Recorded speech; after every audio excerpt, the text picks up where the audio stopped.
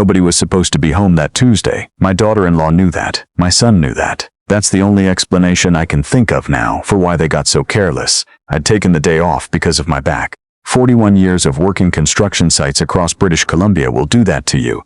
2 discs gone, a right knee that predicts rain better than any weather app, and a back that occasionally just decides it's done.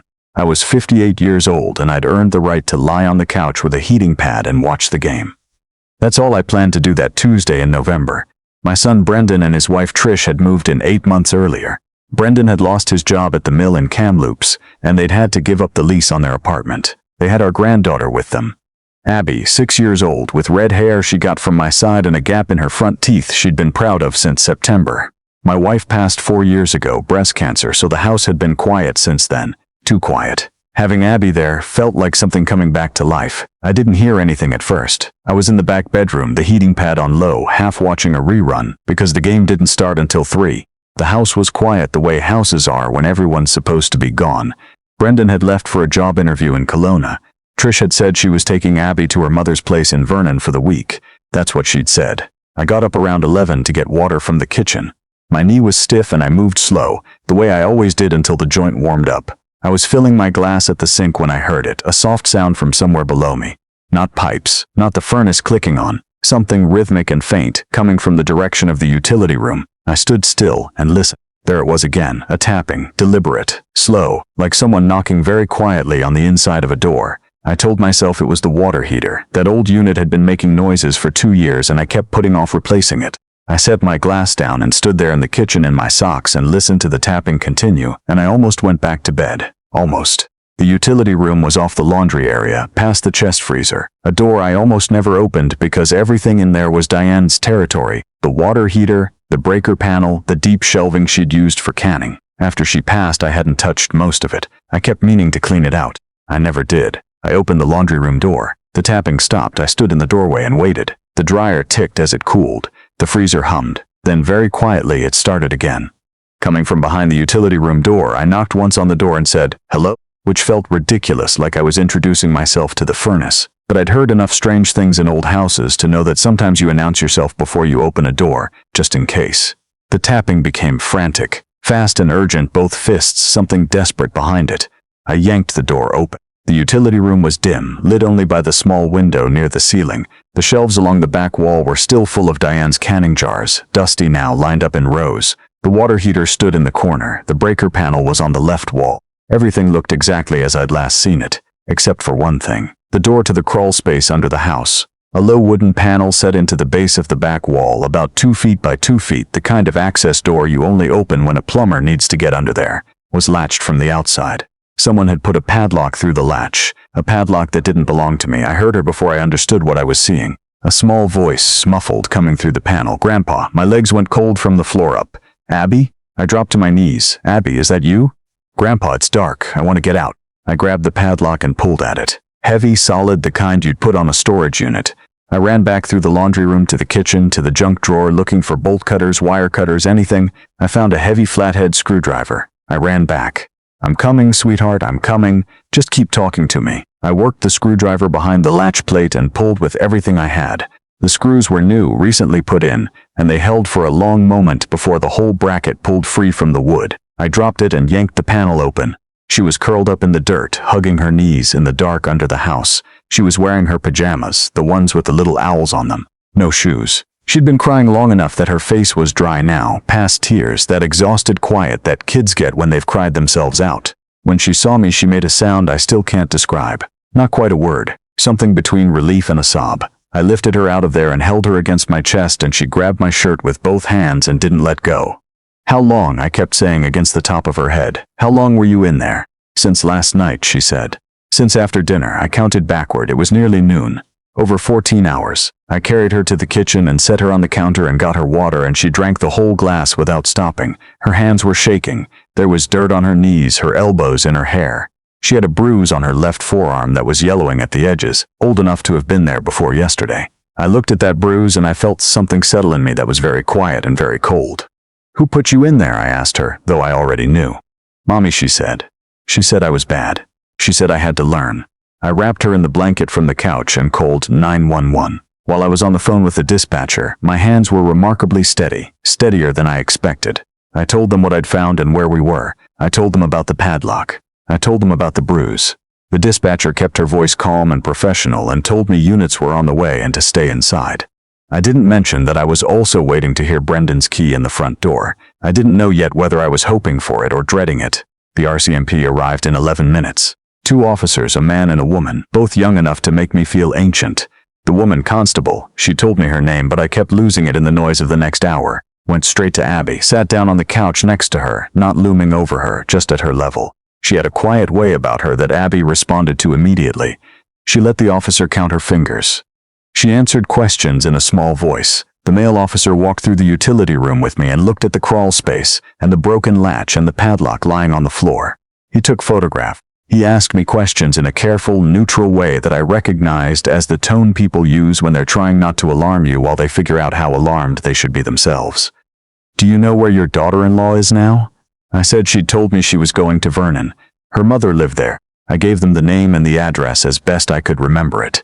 The officer nodded and stepped away to use his radio. I went back to the living room and sat next to Abby. She'd eaten half a sleeve of crackers the officer had found in the cupboard and was starting to look slightly more like herself, slightly more present. She leaned against my arm. "Grandpa," she said. "She does it when Daddy's not home." "Does what?" I asked, though again, I already knew I didn't want the full answer. "Puts me places. Last time it was the closet. She said it teaches me to think about what I did. Last time I sat very still." "How many times?" I asked. She held up 4 fingers, then she thought about it and held up a 5th. I nodded and kept my face neutral for her sake and thought about all the times over the past 8 months that Abby had been quiet in a way I chalked up to shyness, to adjusting, to missing her old friends in Kamloops. The times she hadn't wanted to go with Trish to run errands. The times she'd cried when I said I had to go to the hardware store and couldn't she come along. And I'd thought it was just because she liked the hardware store. They all liked the hardware store at that age. I sat with that. I sat with all of it. Paramedics arrived 20 minutes after the RCMP. They were kind with her, slow-moving, gave her time. The bruise on her forearm, they noted. 2 more on her ribs, I didn't know about those. A small scar on the back of her left hand healed over a burn. The paramedic said quietly to the officer while she thought I wasn't listening. Consistent with a heating element of some kind. My wife used to can tomatoes in that utility room every September. She'd bring the jars up from the crawl space herself. I thought of Diane and had to press my eyes shut for a moment. They found Trish at her mother's house in Vernon 3 hours later. Her mother, when the RCMP arrived, apparently assumed they were there about something else entirely and let them in without hesitation. Trish was in the kitchen making tea.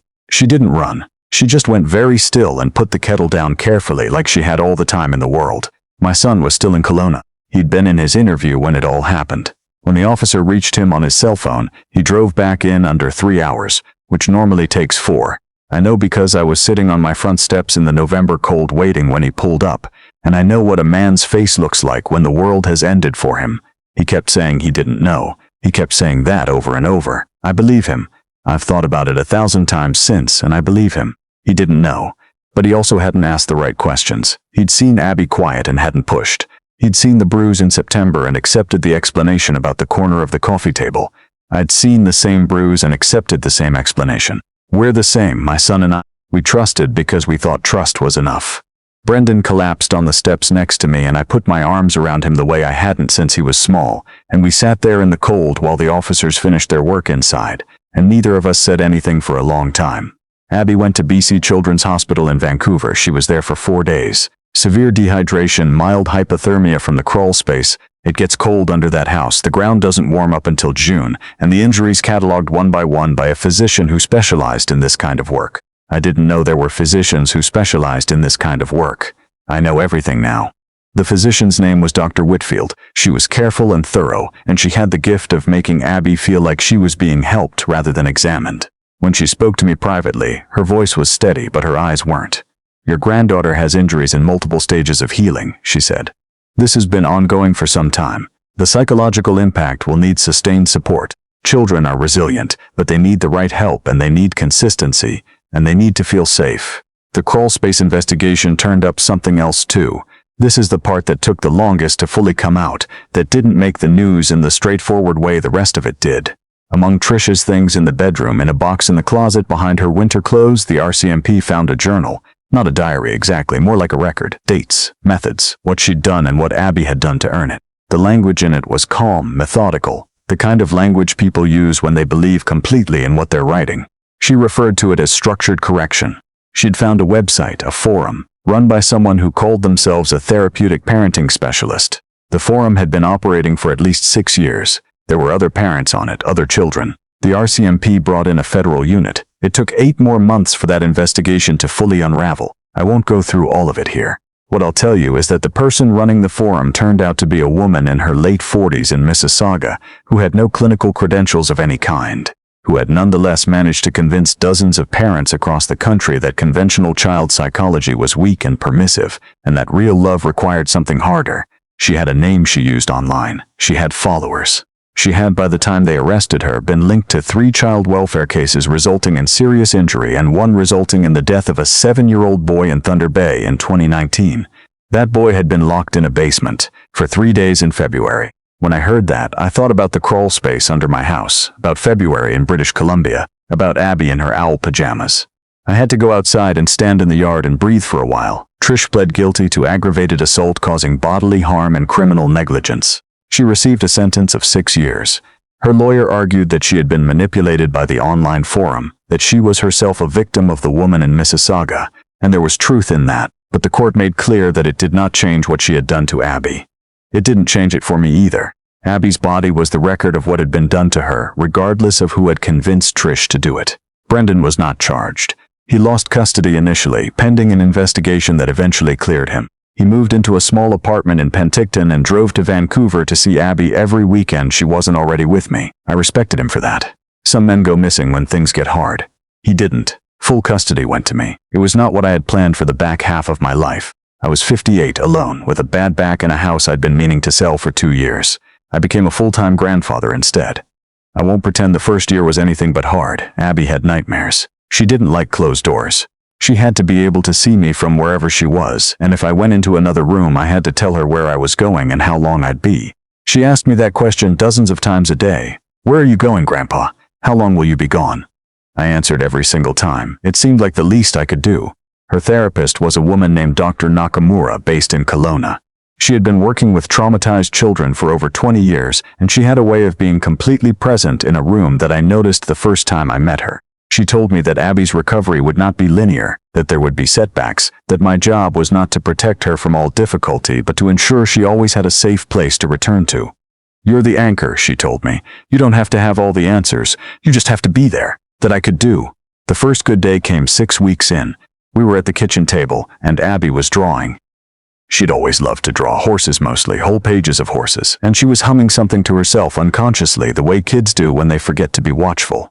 I sat across from her pretending to read, and I listened to her hum, and I thought, okay, we can do this. The first time she laughed, really laughed, belly laughed, was at something stupid on television, a dog running into a sliding glass door, and she looked at me to check if it was okay to laugh, and I was already laughing and her face just opened up. That was 4 months in. I went to bed that night and cried into my pillow for 20 minutes. Small mercies, you learn to count them. She's 9 now, 3rd grade. She has 2 friends she's had since 1st grade, a girl named. She's told me I can't use her real name if I ever write about this. So I'll just say her best friend who loves soccer, and they text each other approximately 800 times a day, which I know because I hear the notification sound constantly. She's still in therapy once a week now instead of 3 times. She still doesn't like small dark spaces, probably never will. She still asks me where I'm going. I still always answer. Brendan got sober the spring after everything happened. He'd been drinking more than either of us had admitted, quietly, privately, the way men his age do when they're struggling and don't have the language for it. He got into a program in Penticton, did the work. He's 2.5 years clean now. He and Abby talk on the phone every day, and she sees him every second weekend. It's not what any of us wanted for them, but it's real and it's honest and it's better than what was underneath the surface of that old life. Last fall, I finally cleaned out the utility room. I donated Diane's canning supplies to a woman down the road who still puts up jam every August. I had a plumber in to replace the water heater. I had a contractor brick up the crawl space access entirely. There's no door there now, just wall. Abby helped me paint the laundry room while the contractor worked. She picked the color herself, a pale yellow she called buttercream, very seriously. When we were done, she stood back and looked at it and said, "It doesn't look like a scary place anymore, Grandpa." No, I agreed, it doesn't. I never heard from Trisha's mother. I thought about her sometimes, what it must be like to have raised someone capable of this, to sit with that knowledge. I didn't reach out. I didn't have anything to say. I did hear from one of the other families. A mother in Hamilton whose daughter had been on the same forum, whose son had been subjected to similar methods before she figured out what was happening and got him out. She'd found my name through news coverage and she wrote me a letter, an actual paper letter, which surprised me. She said she was sorry. She said she was glad Abby had someone. She said her son was 9 too and was doing better, slowly, and that she kept a picture of him laughing on her refrigerator for the hard days. I wrote back, "We've kept in touch. I've never met her in person, but I think of her as someone who understands a particular kind of grief that most people don't. The grief of what almost happened, the grief of the gap between what your family was and what it could have been if you'd known sooner, if you'd asked one more question, if you'd opened that door 6 months earlier." I almost didn't open the door. I want to say that plainly. I heard the tapping and I stood in the kitchen for a minute and I almost went back to bed. My back hurt and I was tired and I told myself it was the water heater. I think about that minute a lot, more than is probably good for me. Dr. Nakamura, who I also see now for my own appointments, says the thought spiral is normal but not useful. She says the outcome of that minute was what it was, that Abby was found, that the door was opened. She says I need to let myself off the hook for the months before, for all the signs I didn't see, because abusers are skilled at building worlds that look ordinary from the outside, that are designed to look ordinary, that only crack open by accident or by luck. It was luck. A bad back and a slow Tuesday and a padlock that I noticed because I was the one who'd built those shelves and I knew every piece of hardware in that room. That's a hard thing to sit with. That Abby's safety came down to my knowing a piece of hardware that didn't belong there.